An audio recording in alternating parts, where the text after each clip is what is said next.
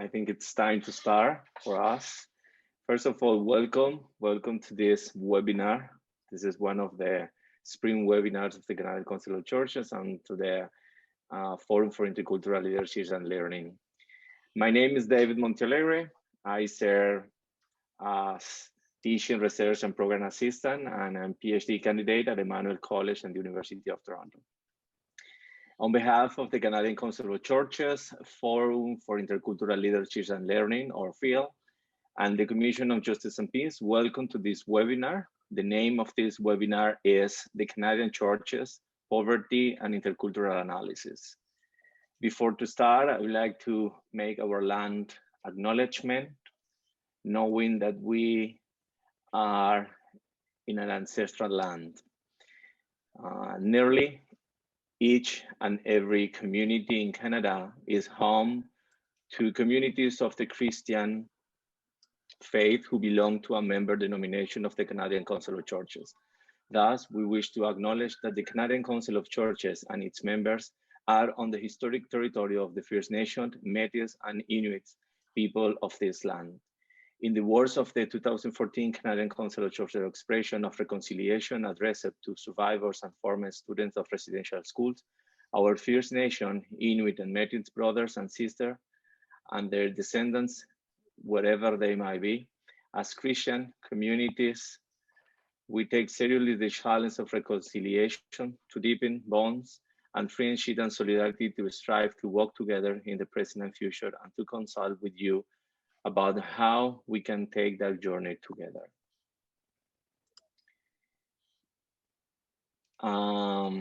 Now we move forward, and I would like to express a big thank you to the presenters and responders and to the participants, and explain a little bit the order of our webinars today. The program of today's webinar, first, we will have Derek Cook will introduce Healing Poverty, and Jim Cresswell, who will introduce research, the research that he and others have done at the Poverty Institute. We will hear a responses from Benjamin, Lujan, Serisha Iyar, and Néstor Medina. Together, we will have some first conversation on the document, and then you will spend some time in small groups conversation. We will close with some time to hear from your groups, some question and answers time. If that is okay for you, I would like to introduce our Associate Secretary, Jonathan Smith, who will guide us to know the background of this research and the background of this webinar. Go ahead, Jonathan. Yes, it's good to see all of you here. I recognize some names, and just let me miss a few people, and others are new. I normally stay behind the scenes in this. I do some of the tech support to help make these run smoothly. But I'm stepping out in front here a little bit because I'm particularly excited about this event. It intersects with two areas of work at the Canadian Council of Churches that I staff: the Commission on Justice and Peace and the Forum for Intercultural Leadership and Learning. Just to give you some background of how this particular webinar came about, a number of years ago, Derek Cook did a workshop with the Commission on Justice and Peace, in which he went through some of the framing that he's going to be sharing with you in a few moments. That led to the Commission on Justice and Peace, as one of its priorities being to work on poverty in Canada, created a document called Healing Poverty that uses that framework and then also has suggestions for ways in which people can engage. And around the same time, the Commission on Justice and Peace was doing work with Jim Cresswell and others to help fund some of that research that we're going to hear about in a few moments. So the Forum for Intercultural Leadership and Learning received a grant from the Catherine Donnelly Foundation, which has been funding all of these webinars, but also specifically to animate that Healing Poverty document, that research, and to engage churches in reflection and action in terms of poverty within Canada, and being part of bringing about good social change and transformation in Canada. So this webinar is actually a step in that. It brings together the Forum for Intercultural Leadership and Learning and the Commission on Justice and Peace to start to introduce some of that work and to start to engage all of you and others towards animating and engaging across Canada as we look at our role in responding to poverty in Canada. So thank you all for your time, and I'm looking forward to this tremendously. I'm going to go back into tech support and hand it back over to David. Thank you, Jonathan. Anything you need, please let us know, and you can interact in the chat. The chat can be used also for post your questions at the moment when we have time for that. And anything you need, just let us know. Thank you for being with us today. So we have 2 presenters and 3 responders. And I would like to start right now with introducing the first 2 presenters. First, we have Derek Cook. His presentation is of the document Healing Poverty and its vision. Derek served as a director of the Canadian Poverty Institute at Ambrose University in Calgary, where he also teaches courses in community development.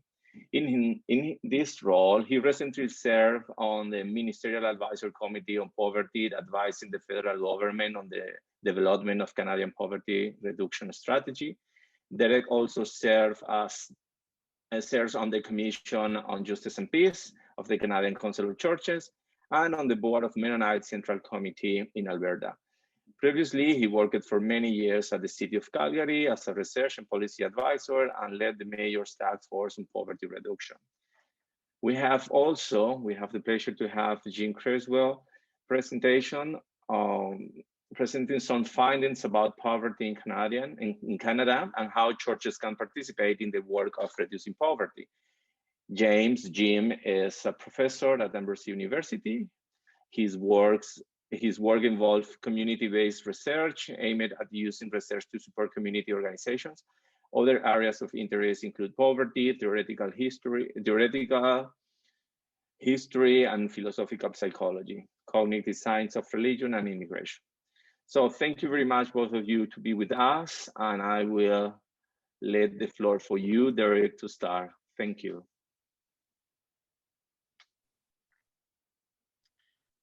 Well, good afternoon. Thank you for being here. I'm going to just take a moment and share my screen.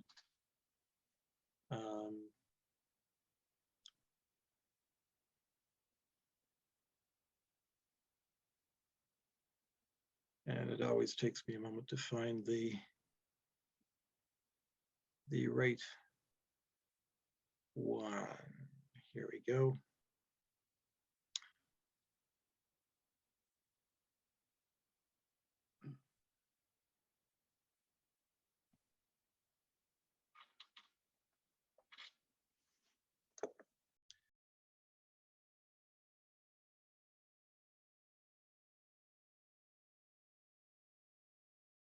Good.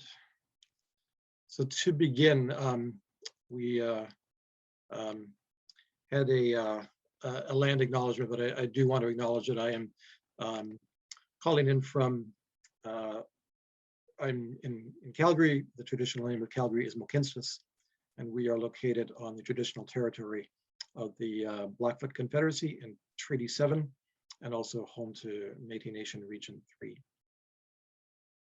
And thank you, Jonathan, for giving a bit of the background to this document, Healing Poverty. The intent of the document is to get us to think a little bit differently about poverty. When we think about poverty, a lot of assumptions come to mind, and there is a tendency for us to think about poverty in terms of people who we might label as poor.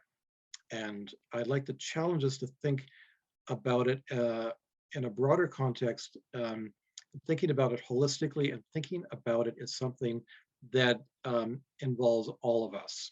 And I'll go through our thinking about this. I'll say off the off the top, I am not a theologian, although I do come from a strong faith background. So this is we offer this as a reflection and an opportunity for people to engage in thinking and discussing poverty, and then hopefully thinking about it a little bit differently. So when we start talking about poverty, of course, the first question is, what is it that we're talking about? And we suggest that there are three dimensions to poverty that we need, that are important to consider. First is that material component, of course, which involves, people having the income and assets that they need to thrive. But there is also a social component to poverty, which involves being connected to community. And what we find is that a lack of connection to community often puts us at risk of poverty, particularly including material poverty. And when we experience poverty, we also often experience a disconnection from community too. And then lastly, we think about poverty as a spiritual condition. And by that, I mean, it's not necessarily about a connection to a particular doctrine or faith tradition, but it is about having meaning and purpose in life.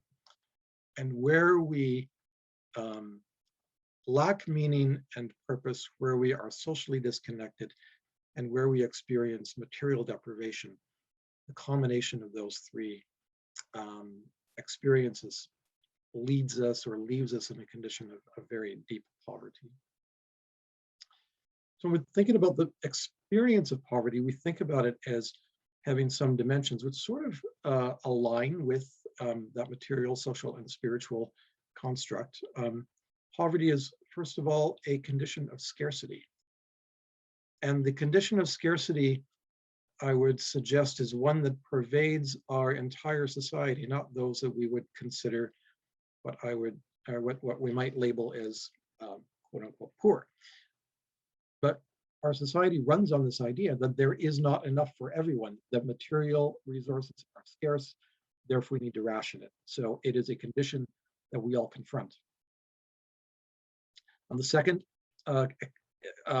constituent experience of poverty is that sense of profound vulnerability, driven by what I would argue is a myth, which is the myth of the autonomous individual, that we are independent creatures,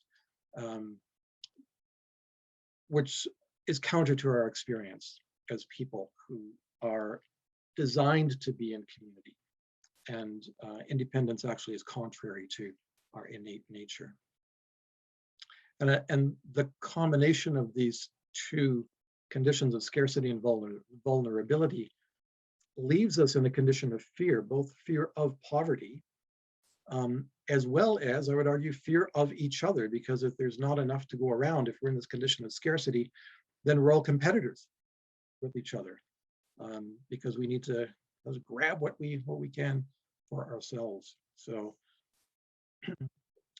this experience of scarcity, vulnerability, and fear certainly describes the experience of poverty, but I think it also describes the experience that many of us, or I would argue all of us, experience in our daily lives to some degree. So poverty, I would argue, is not a line in the sand where you're either poor or you're not poor. It's a continuum, and we're all on that continuum to some degree.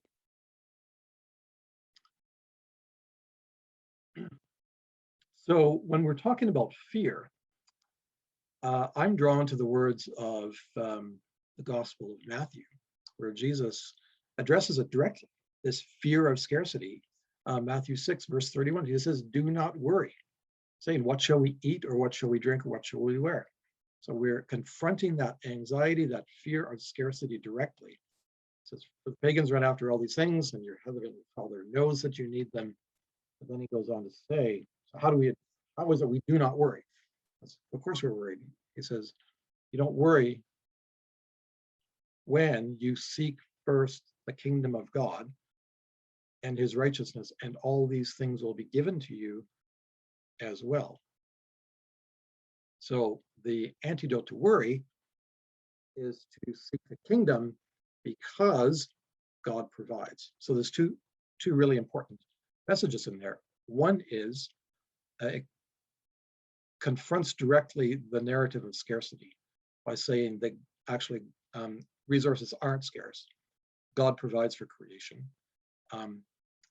And how do you unlock those resources? Well, you do that by seeking the kingdom. The question is, what does that mean to seek the kingdom?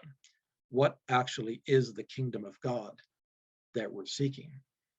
There is a tendency, I think, to interpret this verse by saying, well, if we're only holy enough, if we're only righteous enough, then all these, great things that God has will magically appear for us. But I think if we think about it in terms of what is the kingdom of God, it leads us down a different path. And if we look through Scripture, there are some important characteristics of that kingdom. One is the concept of imago Dei, which affirms the inherent dignity and worth of all people because we're all created in God's image. So that tells us something about the kinds of relationships that we need to have with each other. The second is, it is a kingdom of community because God intended us to live in community, not alone, but together. The third is the practice of hospitality, of welcoming the stranger, particularly those who are marginalized and oppressed. And we hear Jesus say that God is present in those who are on the margins. And lastly, the kingdom of God is a kingdom of justice. We are intended to be in right relationship with each other, and right relationship with each other does not involve marginalization. It does not involve relationships of exploitation. So seeking the kingdom of God is not about trying to be as holy as you can, is about trying to work towards this kingdom where the inherent dignity and worth of all people is affirmed, where we're in community, where we're actively welcoming those from the margins and bringing them into community, and where we are in right, just, non-exploitative relationships. Which is contrary to that narrative of scarcity, vulnerability, and fear, because they lead us away from that kingdom.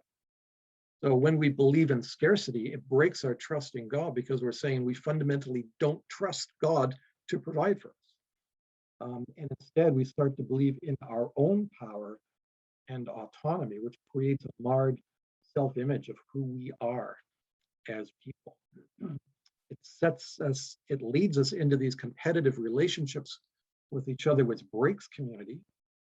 And it enables those relationships of exploitation and justifies them. It enables and justifies relationships of exploitation, not only with each other, but also with creation. And this is the root of injustice, those broken relationships between ourselves and God, ourselves with ourselves, because we misunderstand our vocation, our broken relationships with others, and broken relationships with creation. So poverty then, rather than thinking about it as a line where you're poor or you're not poor,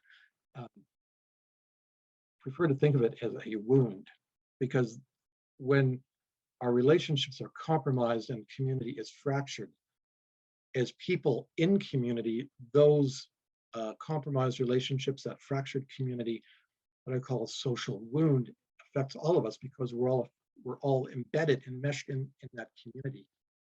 So I don't like to think about poverty as something that we fix. And when we think about fixing, often what we try to do is fix the people who we've considered to be in poverty, which again, we fundamentally misunderstand our vocation.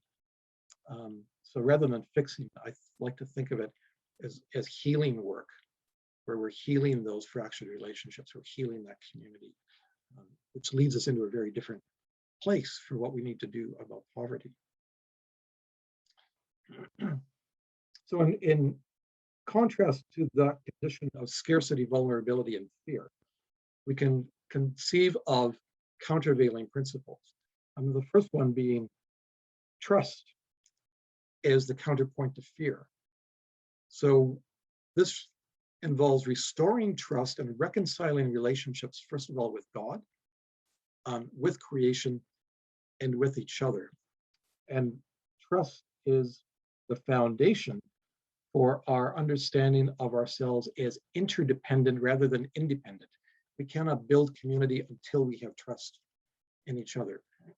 And when we have that trust, when we are embedded in community, this starts to counter the fear of scarcity because we're no longer alone.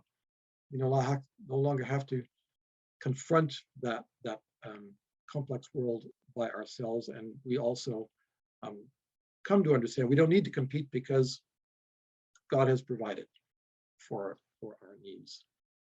The second principle is resilience. You can't be resilient without trust. Resilience flows from trust, and it is the counterpoint to the narrative of vulnerability. And we find that we are resilient when we are interdependent in community. And also we acknowledge that vulnerability is not a bad thing. That vulnerability actually is an integral part of the human condition. We all are vulnerable when we enter the world. We are usually vulnerable as we leave, and we're vulnerable throughout our lives. So we acknowledge that vulnerability, and we say that we can embrace that vulnerability when we are in community with each other. Resilient communities have some principles. If we go to research, one is resilient communities are diverse. They do welcome the stranger. It's important. Diverse community or resilient communities share power. So rather than trying to accumulate power and create power for ourselves, communities that are resilient share that power, and they're cooperative. They're not competitive, they're cooperative. And that allows us to work for the common good. And when we're diverse, we share power, we cooperate, we're working for the common good. Suddenly this unlocks a whole lot of resources and allows us to enter into that condition of abundance. And all of this is based on a foundation of trust. And when we have a resilient community built on a trust foundation, we can't have those relationships or structures of injustice because it's contrary to the community that we've built. So this is the foundation for addressing that injustice and not allowing those relationships of exploitation persist, which leads us into a place of abundance. So contrary to the narrative of scarcity, abundance asserts that there is enough for all and that God provides for creation. So trusting and resilient communities are able to counter the maladaptive responses that lead us to scarcity. So when I'm afraid and I think there's not enough and I feel vulnerable, I'm going to compete to amass as many resources as I can. I'm going to maybe engage in exploitative relationships. When I no longer feel the need to do that, we're actually able to set those fear responses aside, move into relationships of justice that affirm the dignity of people, that are non-exploitative. And this creates the conditions of justice. And then there is enough for all, because we're no longer doing those things that lead us into scarcity and keep people on the margins. So leave you with this idea of abundance, resilience, and trust is kind of a self-reinforcing circle where we can intervene at any point. But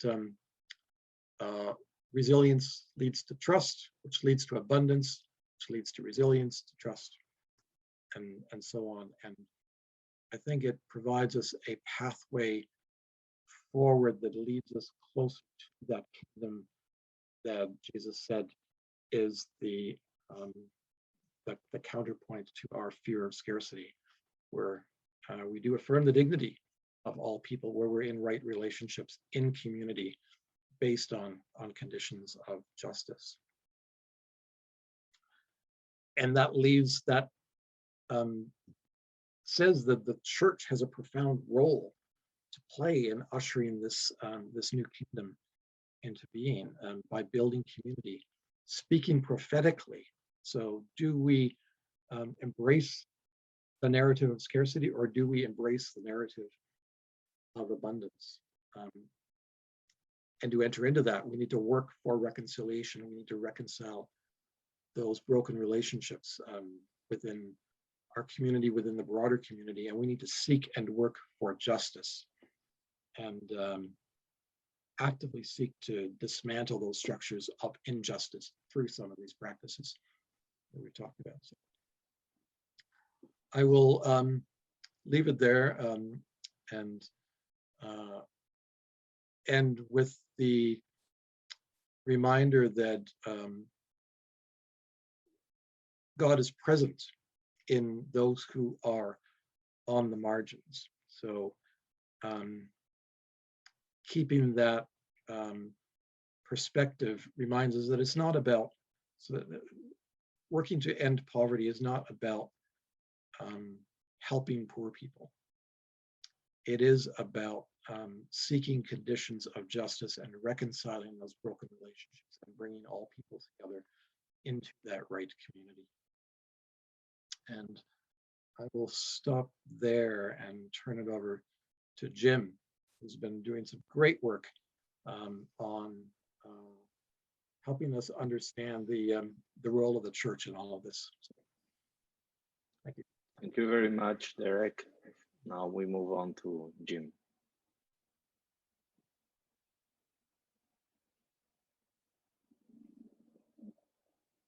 You are mute, Jim.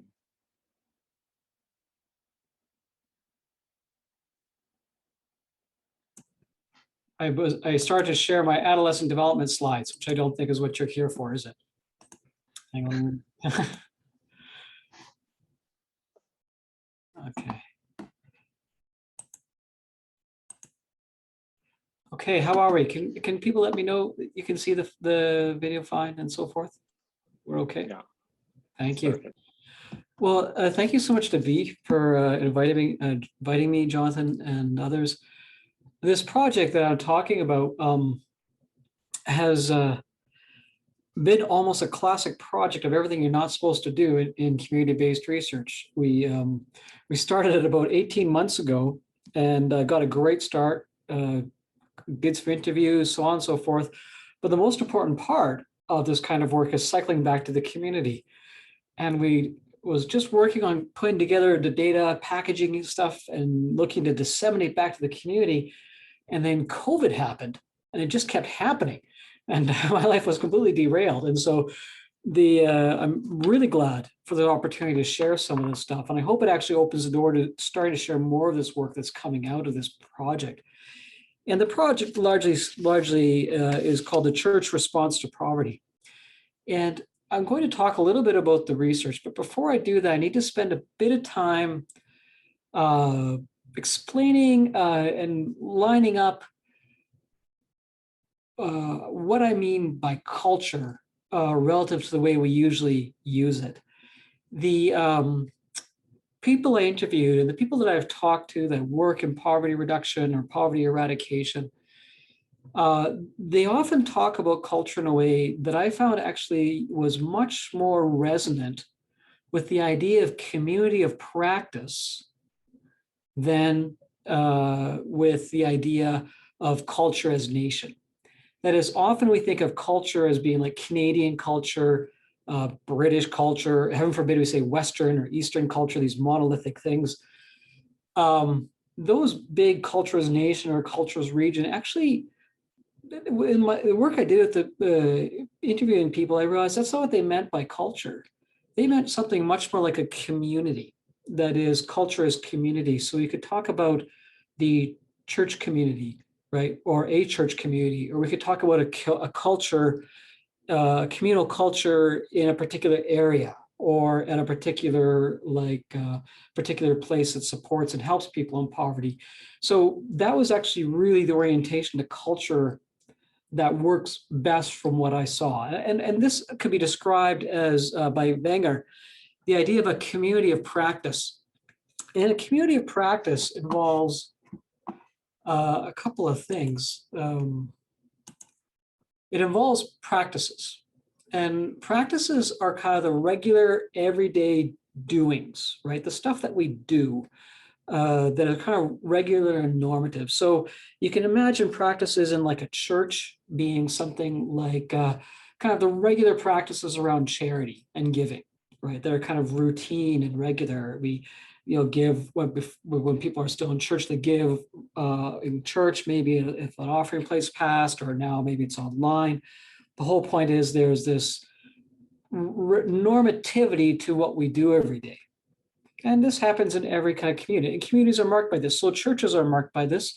Communities involved that work with people in poverty are marked by this.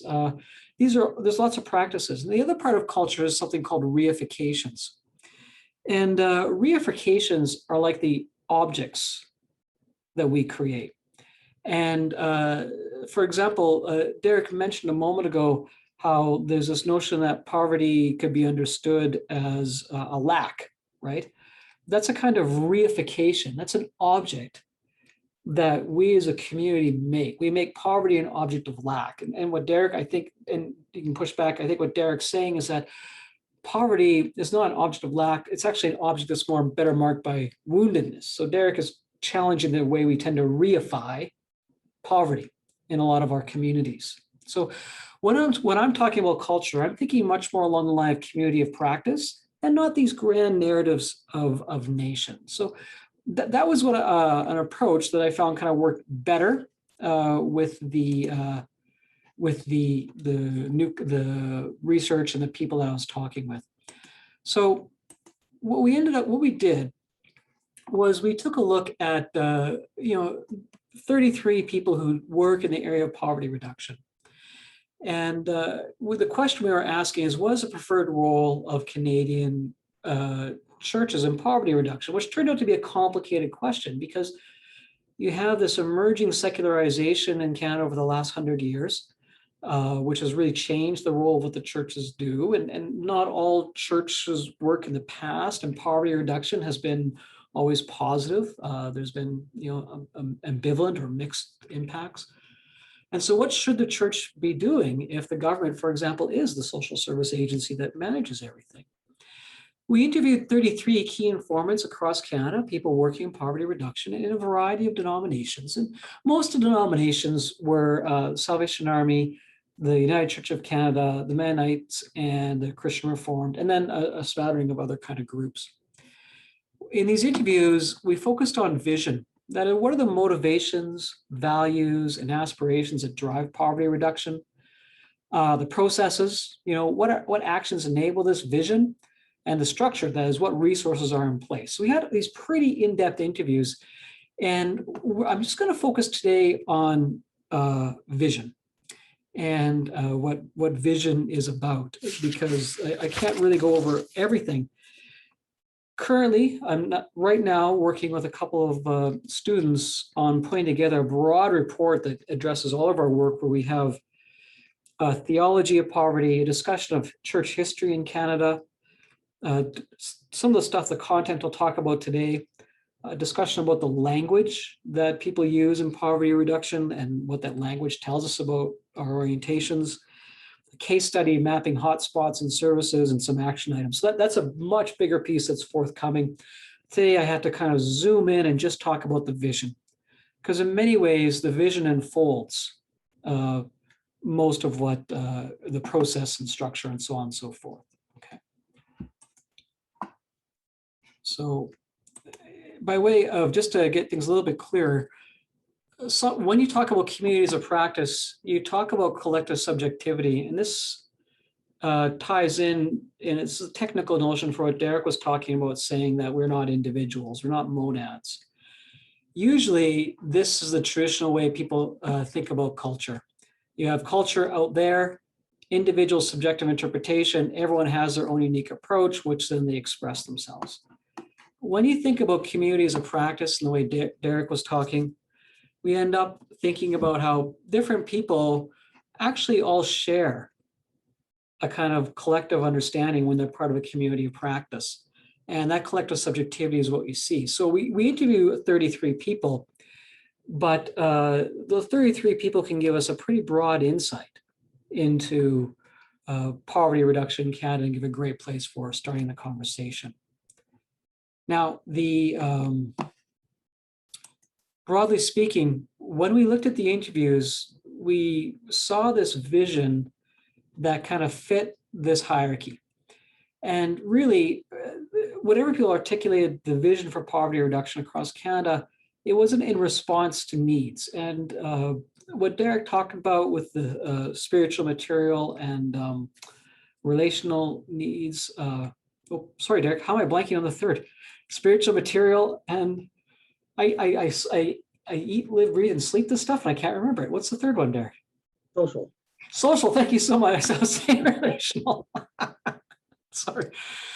It was all, those were the needs that were perceived. And the first thing that kind of came to mind was this important community of practice that everything revolved around social justice and community.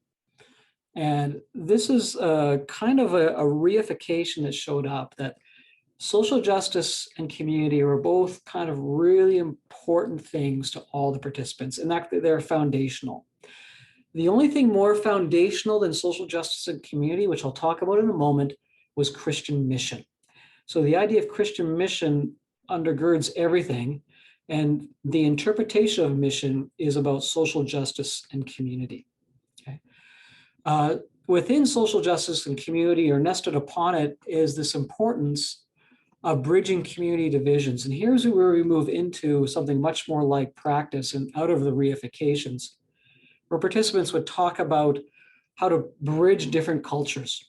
And in particular, what came up quite often is the importance of the church to bridge and connect with these parachurch organizations and connect with people. Now, this is situated in another kind of practice that we call transformational interaction. To understand transformational interaction, it's better to start with kind of what it's opposed to. And what our participants oppose transformational interaction to is transactional interaction. Transactional interaction is when a church makes 200 sandwiches and drops them off in East Hastings, right? Or a church puts together a well-meaning clothing drive or something. It's all about just a transaction. We give you X so that you can get out of poverty, right? We can fix the poverty problem, so to speak. So it's very transactional. Transformational involves practices of developing authentic relationships, so that where transaction creates an other who's different from us, transformational creates authentic interpersonal relationships. And the whole idea is the vision that we saw in our participants was saying that transformational interaction is a kind of practice that we need to work towards. And it is inherently scary because it involves engaging in ways that are less familiar and less safe. Transactional interaction is very safe. It's very removed, right? To be really glib when my participant says, you can just throw money at something and feel good about yourself, right? Whereas transformational puts yourself on the line, so to speak. So realizing this vision, right, of social justice and community, this important reification, practices of bridging communities, and the practice of transformational interaction, this is how we can actually best help. And the problem is that there are a lot of relational barriers that showed up because of what I would call cultural differences, right? This community-based cultural differences. So when we think about social justice in communities, this kind of foundational objective reification, we see intercultural differences allowed, the way the participants talked, is intercultural differences allowed us to set aside discussions of social justice, right? So if we can see somebody else as other, as different, as not part of us, social justice was something that we're able to bypass. When we talk about bridging community divisions, multicultural contexts, and by multicultural, I mean, you can think about a community in a particular impoverished area or a church, a suburban church community. And these types of kind of divisions came up in the conversation. A lot of my participants felt actually trapped between the two, right? These multicultural contexts, these can actually create deeper divisions among communities where, for example, a church culture might kind of work in and insulate so that it doesn't have to kind of reach out. Or like, for example, participants would talk about pastors that may want to get the church into transformational relationship, but the church culture was so resistant to it that the pastor just couldn't convince people. Transformational interaction, is kind of inhibited because the other can be so strange to us that we don't want to engage in authentic relationships. And when the social justice and community, that reification is bypassed or subverted, or the practice of bridging divisions or engaging in transformational interaction, when those things happen, what my participants said is that here's what it's like for the people in the community of poverty. They feel degraded, they feel alienated and hopeless, and they feel voiceless. And these are kind of the psychological effects. Now, relationships, entering authentic relationships enable the realization of this vision. So when you do the types of things that enable social justice and community, you bridge community divisions, transformational interaction, you end up, say my participants, with the converse. You end up with dignity, connection and hope, and you end up with voice. So when I ask participants, so what do we do? They say, well, feed the vision. And one of the most important things that came up is identification of Christian mission, because there's a kind of a move to, when engaging with multi-sector communities like government organizations, so on and so forth, to almost not foreground Christian mission. And in fact, it's probably pretty important to foreground Christian mission in the expression of it, and prioritize kind of vibrant Christian faith by setting boundaries and saying this is our mission and it's okay. Participants talked about, we need to make time. Making time is crucial to connect with the community and telling stories. Bridging community divisions involves like making concrete plans for connecting with family, friends, co-workers, right? Not just someone in poverty. So it's this kind of holistic engagement. And transformational interaction involves being rigorously honest about what relationships require, and that relationships require something of people more than what transactional relationships involve. So I hope I'm on time there. So I'll stop there. Thank you very much. Thank you very much, Jim. Yes, you have 4 seconds left. So you are right on time. Thank you very much. And thank you also, Derek, for your participation. Now we move forward, and the idea now is to share the vision of 3 panels and to have some discussion after that. Let me introduce our 3 participants, and I will read a small part of their bio, and then we will start with Benjamin, Serisha, and then Néstor. So let me introduce Benjamin. Benjamin Lujan is a Peruvian, Lujan is a Peruvian Canadian and a PhD candidate in theological studies at the University of Emmanuel College here in Toronto. His dissertation investigates philosophical basis for Christian solidarity with indigenous self-determination, drawing on indigenous resurgence thought and the thought of Gustavo Gutierrez and Bernard Lonergan. He holds an Master in Theology from the University of St. Michael College and a Bachelor in Philosophy and Religious Studies as well in the University of Toronto. He is very active in ecumenical spaces. Then we have Serisha Iyar. She is the founder and executive director of the Leading in Color, a community organization dedicated to providing racialized youth with necessary tools, resources, and skill training needed to conduct advocacy effort in and for their communities. Serisha is committed to operating on foundational frameworks of anti-oppression, including decolonization, anti-racism, and intersectional feminism. drawing from liberation and womanist theologies. She holds a Bachelor of Arts degree from McGill University in political science and world religions, and has experience working in government relations, human rights, advocacy campaign, public policy, and grassroots activism. Then finally, we have Néstor Medina. He is Guatemalan Canadian scholar and assistant professor of religious ethics and cultural at Emmanuel College, University of Toronto. He engaged the field of ethics from contextual, liberationist, intercultural, and post and the colonial perspective. He studies the intersection between peoples, culture, histories, ethnographical relations, and forms of knowledge in religious and theoretical traditions. Besides teaching and researching in different cultural contexts, he also enjoys good food.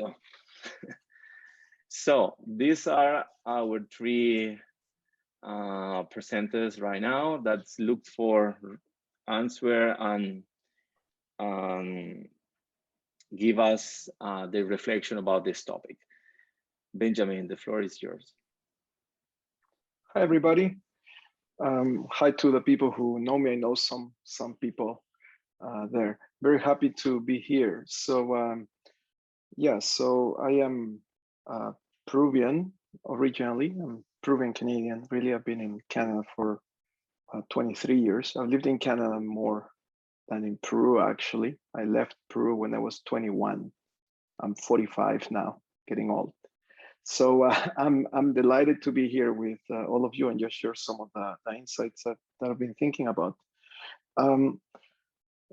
So when I looked at the document, I definitely realized that it's a very beautiful invitation to some sort of a spiritual, from my reading, right? I don't know if I'm correct, but I felt that it's an invitation to some sort of spiritual posturing to enter this type of work on poverty, instead of simply a kind of social justice approach or superficial approach, right? You know, they're poor people and I'm not poor and I just want to help them. That kind of approach, right? It's a document that tries to help us, you know, get in touch or reminds ourselves of something more fundamental. And I got a chance to read actually Derek's reflection, The Art of Hope from 2013.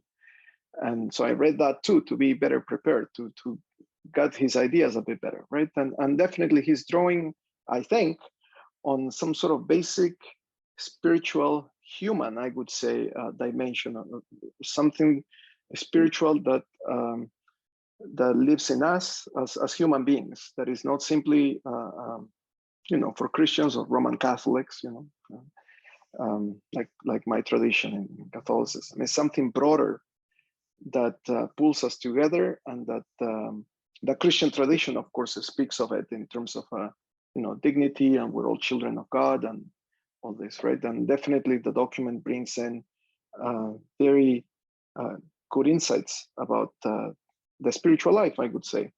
And I wanted to focus only on one, on the issue of trust, and trust on God, because that was foundational for the other two principles. And I think these principles are an effort to articulate some lived experiences that we have. So my reflection is going to try to unpack those lived experiences, or what that is, you know, in my reading. I'm going to try to talk about God as a good theologian, let's say. So but not in the abstract. Benjamin, I just want to make a parenthesis here. Remember that you have 10 minutes each, okay? Yeah, no problem. Thanks. That's a Latin thing, right? The Latin American thing. I just get carried out. So we have 5 more minutes now. So I wanted to share this insight. When I learn liberation theology, I learn a lot from Gustavo Gutierrez, and I'm drawing from him. Some of you might know his writings too. He said that liberation theology starts to try to say something. It starts from the question, how can I tell the poor or the excluded or the innocent who suffers, the suffering innocent, whatever label we might want to choose, how can we truly tell them God loves you? You know, because it seems counterintuitive to say, hey, you have dignity just as me. We're together already in an interrelated connection. Well, it seems disingenuous in the concrete of our lives when we encounter the suffering of innocent people. So how can we truly say this in a way that is authentic, that makes sense, that is meaningful? And Gutierrez, of course, answers this by saying, well, not by elaborating on some sort of theological treatise to get rid of evil or a theodicy, but by being committed with it. And that commitment is something that I think is what Jim's words and what Derek's reflections are trying to invite us. And I just wanted to push on that kind of commitment and say, in the concreteness, in the concrete realm of living this sort of a commitment or preferential option for the poor, whatever word we wanna use in our lives, we of course are going to encounter as probably all of you know, the difficulties of feeling extremely frustrated and overwhelmed. So there is a certain sense of responding with a certain self-sacrificing love. And basically, this is it. This is all we can do. There's no guarantee of results. There's no guarantee of changing things. And I want to connect this to Derek's points on trust and finish up. The idea of trust. The idea of trust is not simply, you know, trusting that ultimately things are going to be okay in a kind of superficial way, but it's a sense of abandonment. So it is not us, the ones who are doing the work. We're just trying to do our best with what we have. And that should be enough to satisfy our hearts, you know, to satisfy us. Now, does that truly satisfy us? Often not. You know, we want to see the changes being realized. And I think that's fine. I am very much, you know, for those changes. But at least in my own experience, probably in yours too, it's very easy to feel dried out or to feel very discouraged when we lose sense of that kind of response out of a spiritual commitment, when we lose sense that this requires a certain spiritual abandonment that is very hard to do. And I just wanted to leave you with that and invite you to ground, as the document I think is trying to do, to ground our commitments on that experience that we might recognize in our lives, you know, so that we recharge ourselves and commit or recommit and relearn, deepen, you know, intellectually and ethically and so on. Ultimately, I think what is happening here is an invitation to greater conversion, to an invitation to live it out in a way that is more authentic. And I will finish now with that idea that sometimes I'm very existential in my philosophy and in my theology. And I like this thought that this phrase from one philosopher that says, I became an adult, or one becomes an adult when one realizes that everything one loves can be taken away permanently, suddenly or little by little. You know, that's that kind of realization that things are not okay. But at the same time, there is another realization, the realization from Paul, when St. Paul says, you know, that he found a peace that the world cannot take away. And I think we are called to bring that peace that the world cannot take away, that kind of foundational experience that moves us, that drives us into our commitments to poverty. because otherwise, as we probably know, it's just very hard to keep going. Thank you so much. Thank you very much, Benjamin. And now we move towards Serisha. Thanks. I'm gonna try and move quickly because I didn't realize I wrote 1,000 words of reflection just while they were presenting. So I have a lot to say. But I want to preface it. I always sort of preface myself with this when I enter CCC spaces or ecumenical spaces in general. I come from an evangelical Baptist background, what is now known as the Fellowship, I believe they call themselves, the Fellowship of Evangelical Baptists, which has an interesting history, to say the least. But some of the things that you might hear might not jive with what you know of those folks to be. And so I preface it with that to say that there's often like a dichotomy people see where that my opinions don't necessarily reflect that of the tradition that I come from all the time. But I'll start by just framing my positionality in all of this. So David mentioned I went to McGill for political science and world religions, and so I'm very heavily focused in policy. But I also did my focus in world religions on some Second Temple Judaism and New Testament studies because I thought it was going to be like Sunday school, and it was not. But that's the background that I come with. And I have my own lived experience in poverty. My parents came to this country as refugees from South Africa, escaping apartheid. And something that I continuously name is that apartheid was supported and amplified and constructed in part with the Dutch Reformed Church. And you'll hear a little bit why about I think it's important to name these things when they come up. But I've experienced living as a child in poverty, living as a student in poverty, and then also working on policy campaigns with places like Citizens for Public Justice. I was actually there while the Healing Poverty document, I believe, was in its final stages. And so I have some experience there as well. But what I want to start off with first is my reflection as a whole, is sort of what systems have created poverty. So poverty is not inherent.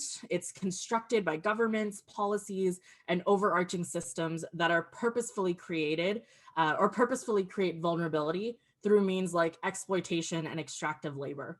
So in my work, through an intersectional approach, I look at how white supremacy in particular has impacted poverty. So that means who lives in poverty, who is given access to the supports that are needed while living in poverty, who is disproportionately affected, and what systems of oppression create this disproportionate representation, particularly when we look at poverty stats that we try to use to create policy and also programmatic resolutions based on those statistics. So the first connection that I always make is between white supremacy and poverty, because we know that in Canada, racialized communities, and in particular Indigenous communities, are disproportionately affected by poverty rates. And much of this stems from racist systems that have actively worked to dispossess communities from their needs.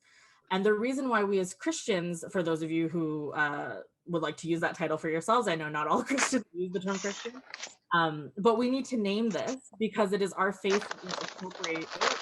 I don't know if someone is. Hopefully you can still hear me. But just a minute. I think your camera is high. Can you get it down a little bit, please? Hopefully yes, that's okay, perfect. Great. Yeah. Sorry, it moves up sometimes.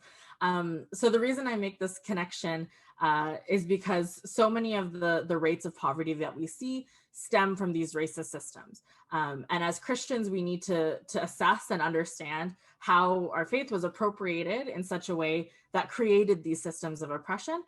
So for example, in particular relating to Indigenous communities, talking about residential schools, the pass system, and that's only within Canada, right? The colonial borders of Canada, not even reaching beyond yet.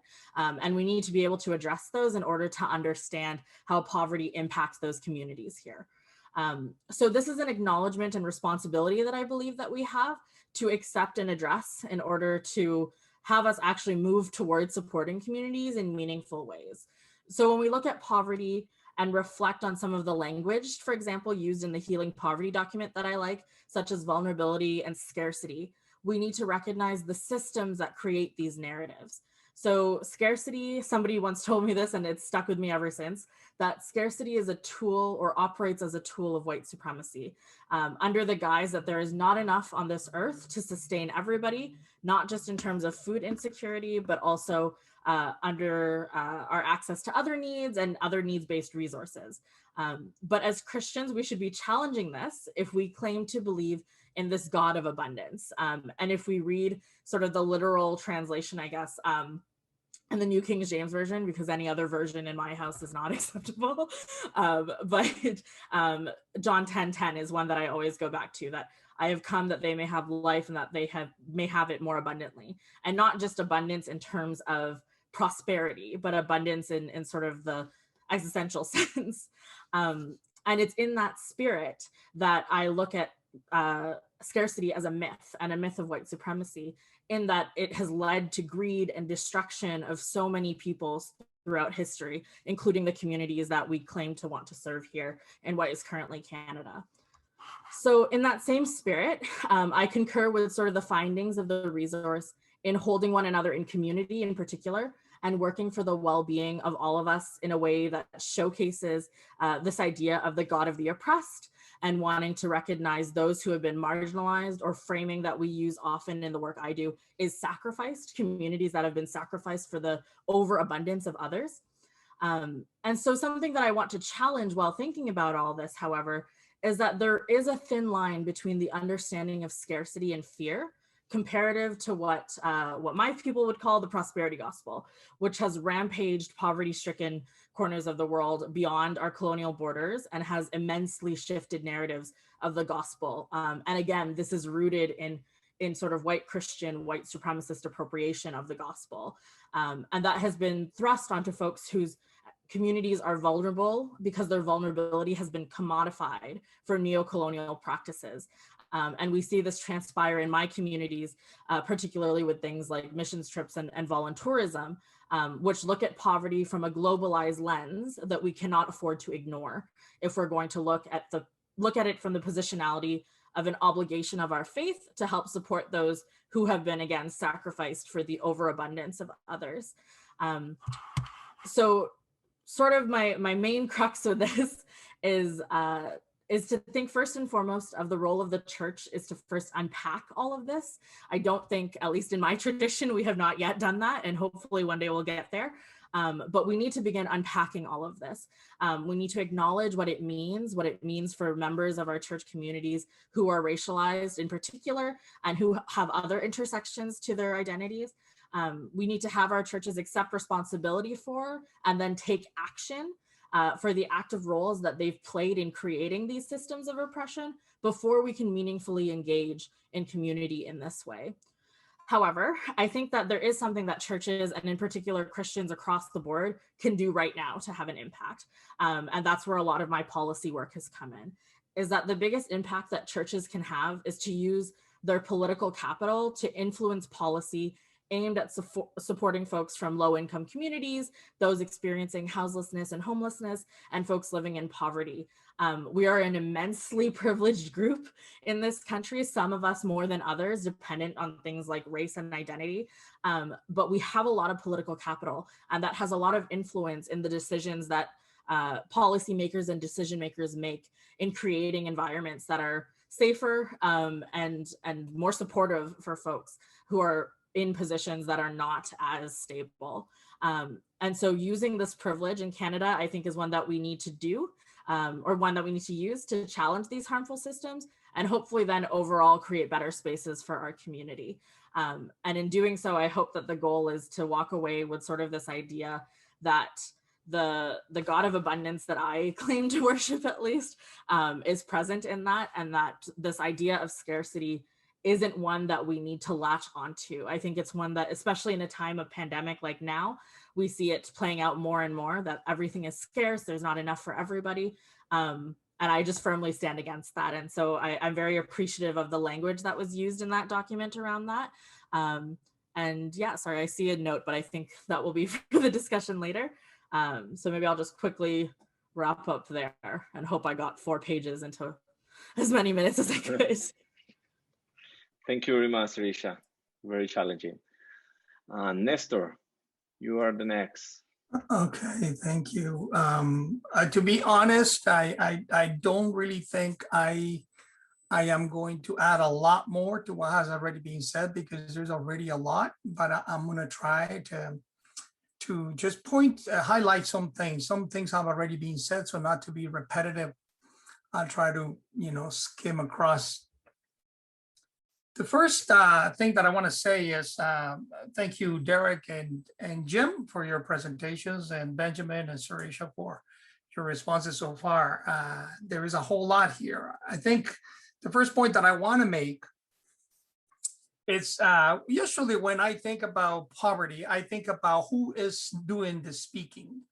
Is this from a perspective of the poor, or is this a perspective from those that are not poor, that are looking into those people who have poverty or experience poverty? And one of the things that I get from this paper is that this is a looking into, or of people who are dealing with or are confronting poverty. But certainly I have a difficulty thinking of that the document could have been written by people who are experiencing poverty. And I try to make my point a little bit clearer. In other words, I'm thinking about these languages of scarcity, vulnerability, and fear. When it comes to scarcity, there is the sense that material and economic need can be separated easily from what I think is an interwoven social, political, cultural, economic, and psychological structure of poverty that people experience. In other words, the scarcity, if there is such thing in terms of the poor people that confront this, the scarcity is but a symptom of what people confront day to day. In terms of vulnerability, continuing with the questions of symptoms, the term touches on the most obvious aspects of poverty when viewed from the outside, from a position of having. But what poor people confront and is most concrete are obstacles to access proper education, medical care, even in Canada, fair employment, ability to afford good housing and good food, insecurity. And so those are the things that people deal with in terms of vulnerability. So vulnerability comes here like an umbrella that hides those concrete aspects that people confront. And then in terms of fear, again, it's just another kind of word that hides the complexity that people are dealing with. Things like never being able to enjoy life like other people do, or never studying something they truly like doing.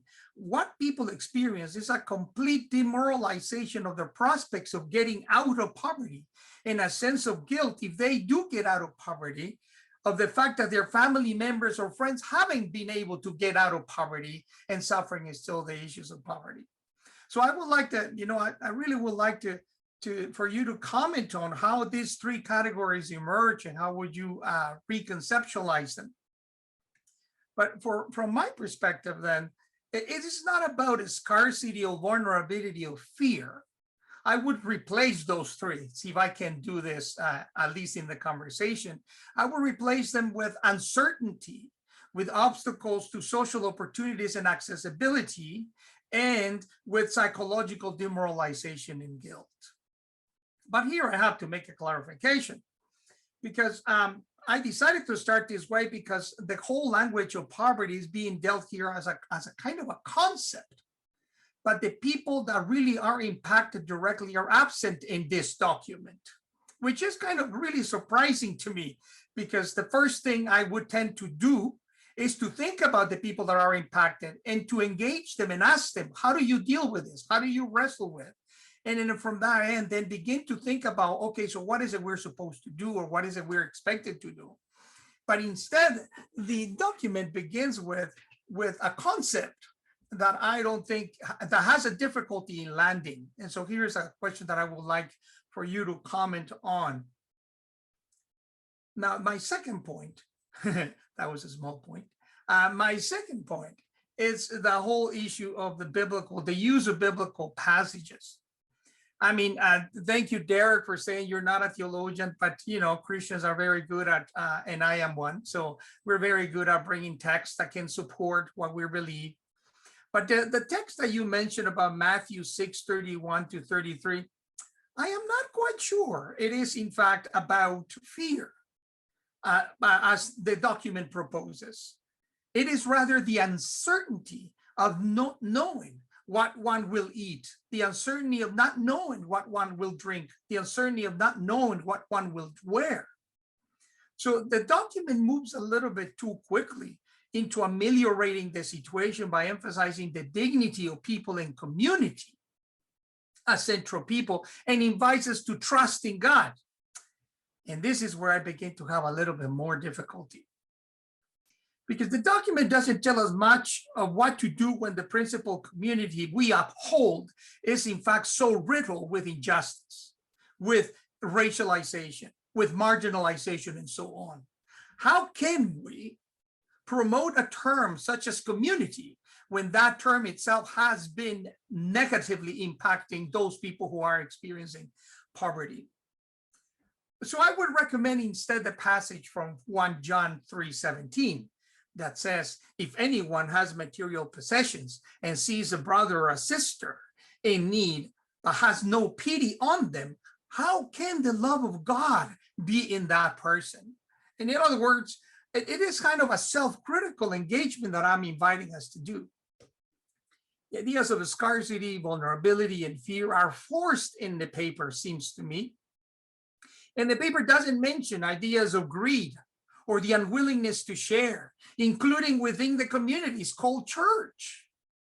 So at this stage, it seems to me that these ideas of scarcity, vulnerability, and fear may be experienced by those who already have resources, but certainly not from a perspective of poverty. It would have to be differently, or at least had to be articulated differently. Anyway, I'm running out of time, so I'm going to jump a little bit to my third point, and you probably are tired of hearing me, so I'm just going to be there quickly. So I really celebrate the emphasis on broken relationships and the need for healing poverty. What I do not see in the document is this so-called solution, and how this solution may emerge from highlighting abundance, resilience, and trust. Again, whose abundance are we talking about? Who are the ones who experience resilience? And who are the ones who should trust, and to whom? We are part of a system that we can't trust, at least not from a perspective of poor people or racialized people. How can we be invited to trust if that hasn't even raised as a question? My point is simple. The poor cannot talk about abundance, and the poor cannot be expected to put their trust in social structures that are unjust, unfair, and unsafe. That seems to be a little bit unfair. Additionally, our understanding of resilience is deepened when we look at the poor and ask for their experience. So this is an invitation. If we really want to know how the poor deal with this, talk to them, engage them. And I hear it's possible that this emerged out of a serious conversation with poor people, but raises the question of how come their stories don't appear in the document. So then let me, as I'm getting close to closing, then I'll say this. If scarcity, vulnerability, and fear are inadequate because they are descriptions from the outside, abundance, resilience, and trust are also inadequate because they are solutions from the outside and leave structures of injustice unchallenged. Thus, instead of abundance, resilience, and trust, which leave social structures of injustice unchallenged, I recommend that a better calling out for the church and countervailing principles. If we are serious about dealing with poverty as a social malady that affects so many in Canada, I propose just action, transformative witness, and commitment to side with the poor and the oppressed. Only in this way, I would argue, I suggest, can we speak of prophetic witness, and can we talk about modeling the reign of God, and can we imagine healing the wound of poverty? Anyway, there's a lot more to be said. This is a very complicated conversation, and I do not want to drag this anymore. So thank you. Thank you, Néstor. Oh, wow. So we have a lot of questions, a lot of discussion, a lot of thoughts right now. And I'm sure you have in your houses in where you are also all these different perspectives, different options. And I would like to open for Jim, Serisha, Derek, Benjamin, and Nestor some space, let's say 5 minutes. I know 5 minutes is not enough, and we are an online webinar, but we have 2 hours time and we have to finish in some point. So if somebody of you wants to ask somebody else within you, so please feel free right now to do it. I will say 5 minutes, and yeah, please, between you, 5. Okay, Jim.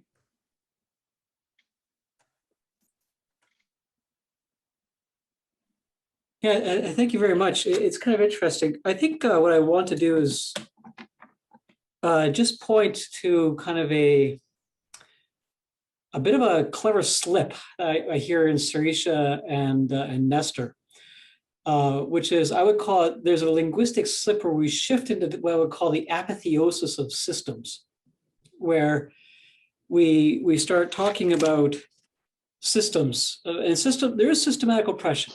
That's not, I'm not saying it's a problem, but we can kind of deify systems as being the things we have to deal with. But systems are always embodied. Like, systems are in relationships. Systems are not out there. They're in the habitus and the doings of me as a white male, for example, right? And I get worried, Nestor and Serisha, like when you kind of, I resonate with where you're going, but I get a little bit worried when we shift into language where we start saying, okay, it's about systems, you need to deal with systems, when in fact, I think actually a lot of this is actually interpersonal and relational, because there is no culture out there outside of our relationships, and there is no systematic injustice outside the concrete doings that I enact, or you also enacted, and so on and so forth, right? So I would push back a bit and say, let's just be a little bit careful that we don't shift into saying, well, all this is missing, which we know. And I think what we need to do is kind of personalize this. So this becomes about my personal responsibility, right? My obligation. This is not denying that there are systematic problems. So I guess my question would be, how do you deal with the fact that systems are embodied? They're not out there, right? And if we bring it back to concrete embeddedness, I think it's a really important thing to do. There. Is that less than 5 minutes, I think? Somebody, Serisha, you want to say something? Yeah, so I think I would actually disagree with that, in that the foundational issue with poverty is that it cannot be resolved on an individual interpersonal level. So one's individual actions is never going to resolve the systemic issue that is poverty. And so I think oftentimes, especially Christians or even faith-based folks generally, think that like charity and controlling our own actions are what's going to change the lives of X amount of people. And unfortunately, that's just not the case. The issue at hand is how these systems impact us, because we're the folks who are living through them, right? And so if somebody from my church, if I'm living in poverty, somebody from my church gives me $500, okay, cool. That's something that's happened to me as a child. Did that resolve my issue of poverty? Not at all.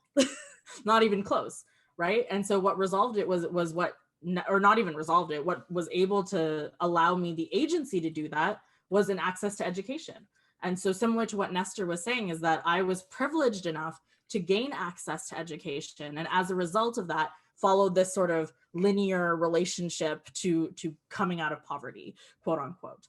And so I would challenge that. I would say that whatever is inherently reliant on the responsibility of individuals to do is great, but that's not going to resolve the issue of poverty. And it's not going to bring people to a place where they have full agency and have access to all the resources that they need. And until we can do that, poverty is just going to continue, both within colonial Canada and also globally. Just one quick point of clarification. Personal is not individual. I'm not saying the same thing. I'm not an individualist. Personal is not the same thing as individual, right? We're talking about collective subjectivities, and so personal is always interpersonal. And it's not, so it's not, I just want to make it really clear that I'm not saying that individualism is a way to go here. I'm talking about a much different model.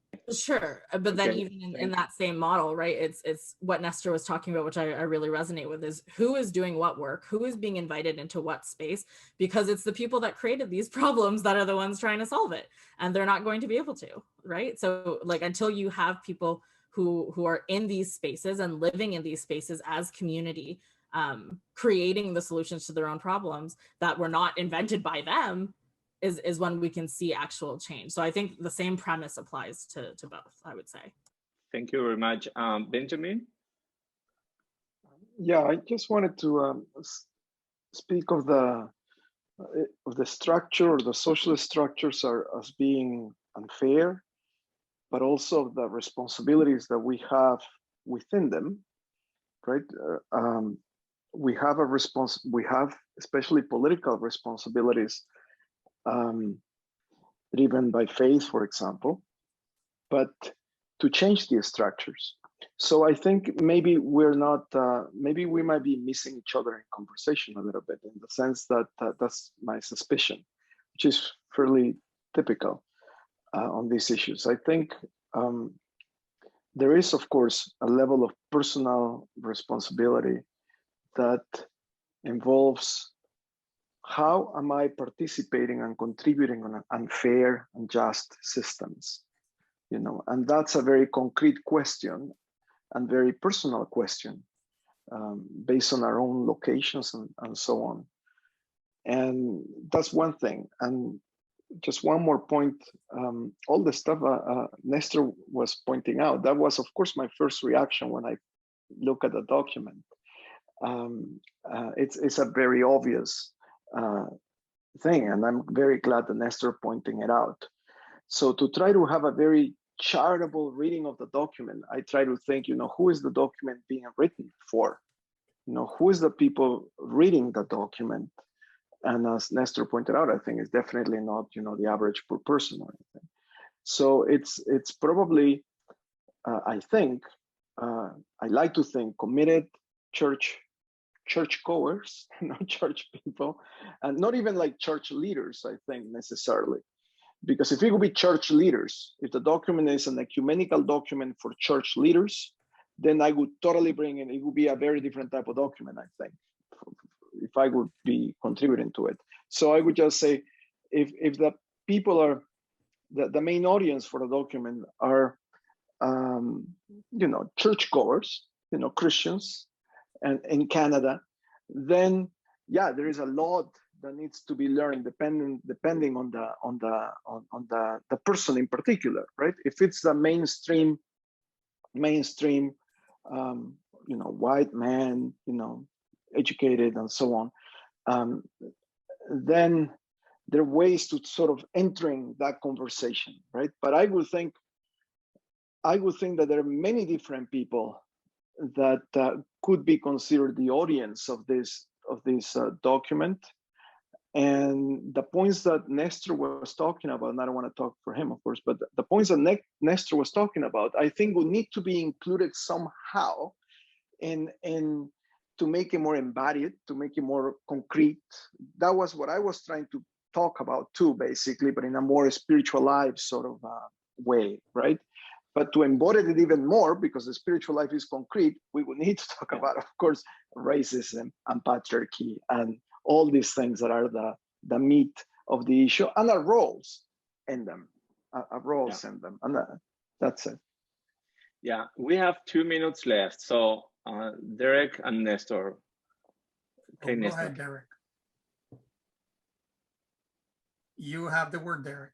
You're muted. No, Derek, you're muted. Yeah. There we go. Thanks, Evan. I really appreciated the feedback and the critique. I take the points to heart. Just a couple of points. I think in terms of the audience, the intention was to speak into not the experience of those who are experiencing poverty, but to speak to those in affluence, to do a couple of things. One is to break down the us and them narrative, because there's a tendency in to think charitably about how do we help poor people. And immediately when you enter into that narrative, you set up an us and them, you set up a competitive environment, right? Which actually feeds into the narrative of scarcity. And I really appreciated your point, Serisha, about scarcity. And I entirely agree, scarcity isn't real. Scarcity is a created condition. It's created for a certain reason. It's manipulated to maintain power and privilege. So what we're trying to do here is get at the paradigm and undermine the paradigm that drives that narrative of scarcity. And until we address that paradigm that justifies relationships of exploitation, I don't think we're going to be able to get at the real issue here, which is injustice, because injustice thrives on this belief in this myth of scarcity. So, and to your point, Néstor, I think the Matthew passage, for me, what it's saying is, I mean, whether we call it anxiety or fear, I think what Jesus is doing is naming the elephant in the room. We're all anxious, fearful about where, about scarcity, about where we're going to get the stuff we need. And what I'm getting out of this is that the only way out of this, the way out of this is not through charity. It's not by sharing what we have better. It is by creating a just community.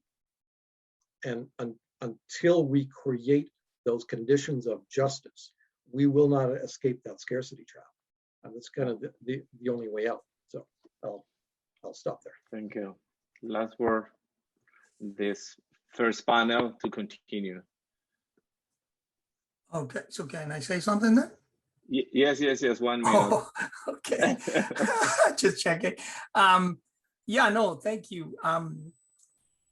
To Jim, I think when two people are together in front of each other and they're dealing with each other, it is unfortunate but true that we carry within ourselves our privileges and our lack of privileges. This is not something that is that we carry because we might have taken upon ourselves to promote, but it's just simply something that is given to us by the present social system or the present social cultural context in which we participate. And in that context, what we do is embodied, because it either reproduces and represents the dominant cultural context or doesn't. Now, somebody like me who speaks English, and as you can tell, English is not my first language. When I apply to a job and I go to an interview, because I get nervous, I begin to stutter and I begin to have a stronger accent when I begin to speak. And then that can already be an exclusion. That can already be make sure that the one amazing job to which I was applying, I no longer become a crucial candidate. I might have been, on paper, I was amazing. I was the candidate, right? But as soon as I was interviewed, that went down the sideways. So are we embodied? Absolutely. Is there a system behind it? Absolutely. I don't think we can separate those two as if those are discretionary or they're discrete categories. Those are built in, they're co-constitutive. And so because of that, I don't think we can just speak of one without the other. And to you, Derek, yes, absolutely. We're trying to push for justice. Absolutely. I'm all there. Amen. Hallelujah.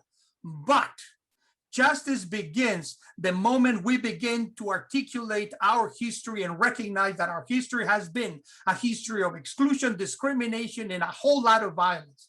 And unless our churches do not become fair and honest with themselves that this violence has been done, there is no way we can invite our communities to be just or fair, because our communities have been built upon that injustice. And so that's where I think we need to begin to think about there is no way to talk to the affluent, especially if the affluent are not hearing the experiences and the stories of those who are not affluent. So I think there's a whole lot more that needs to be explored in the sense of how to make those connections, but certainly cannot be a document exclusively for a specific sector of society in the way it is being promoted. Thank you very much to all five. I think we have a very, very rich conversation right now. And I applaud you virtually from distance. And I'm glad that we have participated in this conversation. Now we'll move forward. And the idea right now is to open the floor for each of you to have some questions to ask. We don't have more than 7 minutes, 5 minutes for question, and then we go to smaller groups to chat between us. And what is the process? We will have open the space right now for questions for any of the panelists, for any of the presenters, and then we finish and move to the small groups, and then from the groups you can choose who wants to speak. No, we are not going to go to every group asking what was the conclusion or your discussions, and you can post in the chat so we can follow the discussions between lines and during the conversation. So if anyone has something, please raise your hands, and I hope I can see you here and continue with the questions for any of them. Jim, Serisha, Derek, Benjamin, Néstor. I saw some comments in the chat, but please feel free to ask right now. We have quite a few people on too. If you hit down the reactions, the bottom right, you can raise your hand. It actually shows up for us easily. Yeah. Yes, I saw Alison hands up. Please go ahead. Thank you. I have a bunch of questions, but I'll just ask one very quickly. And that's at the very beginning of the document. It's in that, you know, at the beginning, it says that there are, you know, some things that the document doesn't, that healing poverty doesn't really address, but people are encouraged to maybe have that be part of the conversations. And two of those three things I just that struck me were it doesn't address economic inequality, and it doesn't address systemic marginalization, if I remember the words correctly. I'd have to check. And I keep coming back to that whenever I read the document and thinking, but those are, you can't really talk about poverty without talking about those two things, among a few other things. I think that that I'd be willing to raise. But so my question is, would you know, would you be willing to, you know, in further conversations or in further things, is there a plan to look at some of those questions around economic inequality and systemic marginalization? Thank you. Thank you. If we can have one more question, so we can gather the question and then we can have some kind of reply. Anyone? Okay, I don't see any hand. So go to the answer. Who wants to? Okay, Derek. So I guess I'm concerned if we're not talking about inequality and systems. And I guess I'm concerned that message didn't come through in the document, because for me, it's entirely about inequality and systems. And what the intent was, as I was saying kind of in my last comments, is to look at what is the paradigm that underlies the perpetuation of inequality and systems of injustice, right? And if we, as Serisha was saying, if we start to understand that scarcity is a false narrative, which is used to perpetuate systems and drive inequality, if we can challenge that paradigm, then we have the ability to address inequality and address injustice. And we can only we can only do that by starting from a different starting point. And the intent of the document was to try to present that alternative narrative, right? So in answer to your question, yes, I would absolutely love to continue to develop this so that we make that clear, because it's entirely about inequality and systems of oppression and injustice from my perspective. Thank you very much, Derek. Any other questions from the participants? I think it would be good to go to small groups. People are wanting to talk, Yes. but maybe not in the large group. Yes, so we move to the smaller groups. Please, when you see the sign, click in there so you can participate in a smaller group. It has a timer, so when it's finished, you will be back Zoom to the main conference, and we will finish with some conclusions. Thank you very much. So maybe if you could give just instructions on what questions they're to ask in the small group. Oh yes, the idea is to question ourselves about what was a moment of insight or learning from the presenters and panelists. I think if we can send this question also in the chat. Also, one of the questions is how might what you heard today shape how you, your local church community or national church engage poverty in Canada differently. So these two questions help us to frame our conversation in the smaller groups. Okay.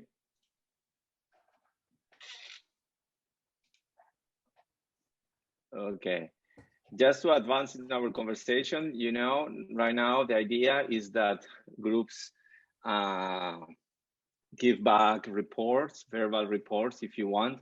We want to stress that we have to be short and concise, so we can communicate. That's something that is difficult. I know the topic is very, very, very interesting, and yes. Otherwise, please feel free to write your reports in the chat so everyone can read it and continue conversation in different moments. So when you say, Jonathan, that we are all together. Yep, we're all together. Okay, fine. Anyone wants to report back vocally? Not in the chat. I wonder in the conversation if we can privilege people who have experienced poverty or who would consider themselves to be in marginalized groups. Yeah, that's a good idea. But every group have possibility to talk. So if you feel in that way, if you have experienced that, or if not, the idea is to conversate, is to talk, and to dialogue, is to engage between each other. So feel free, please, to address loudly.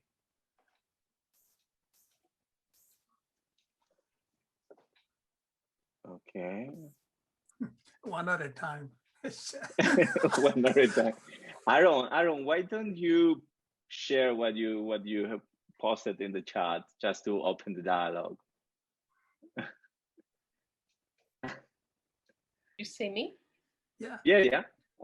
Oh, okay. Well,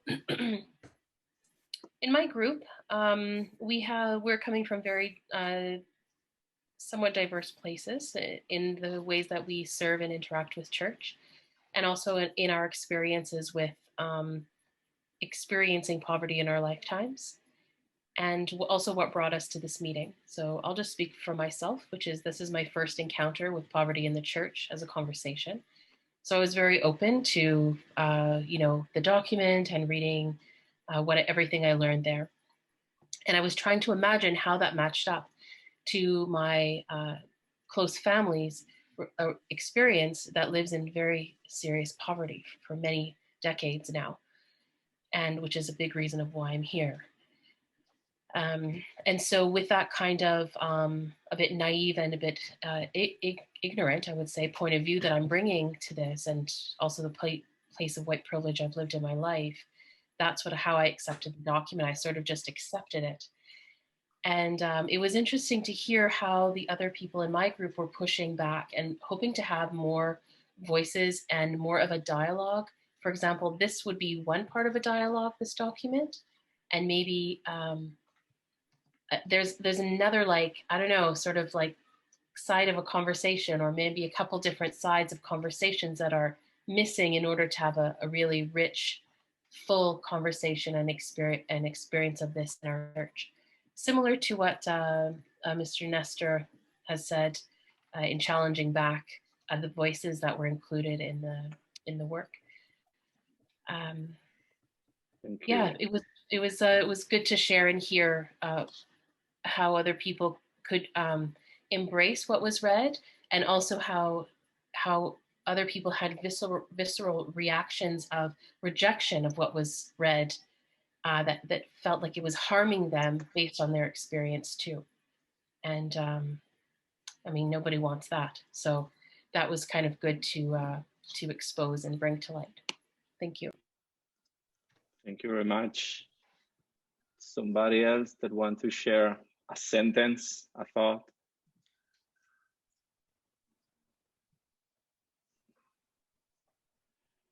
Okay, I see some comments in the chat.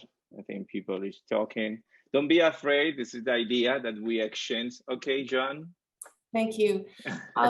Well, I was sharing with my group how I was at Derek's first presentation, as I sit on the Commission of Justice and Peace, and his first presentation to the Commission, and then our further dialogue after that. And I was very, very inspired and challenged today by the three presenters on the panel that shared from their perspective. Because I was, as I recall, and Derek, you can correct me, or Jonathan, I don't think we had a lot of ethnic voice, or voice from impoverished people or non-privileged people, let's say, as we worked on that together. And so I was deeply challenged. And I love Néstor's terms that he suggested, where should be changed from the scarcity and fear, and how he suggested alternative terms.